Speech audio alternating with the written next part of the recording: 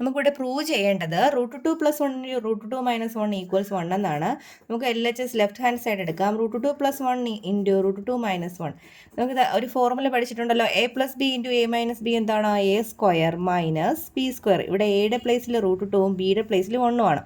That is √2² എത്രയാണ്? 2. 1ൻ്റെ square എത്രയാണ്? 1. 2 - 1 എത്രയാണ്?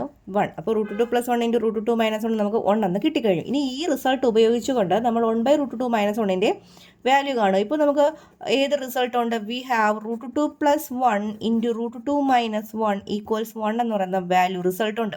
നമുക്ക് കണ്ടുപിടിക്കേണ്ടത് 1/√2 - 1 ആണ്. √2 - 1നെ ഡിവൈഡ് ചെയ്താൽ 1/√2 - 1 = √2 + 1 എന്ന് കിട്ടും. √2ൻ്റെ വാല്യൂ എത്രയാണ്? 1.414 + 1 = 2.414. നമുക്കിവിടെ 2 ഡെസിമൽ പ്ലേസസിനാണ് കാണേണ്ടത്. therefore answer is 2.41. ബി ക്വസ്റ്റ്യൻ്റെ ആൻസർ നിങ്ങൾ കണ്ടുപിടിക്കുക.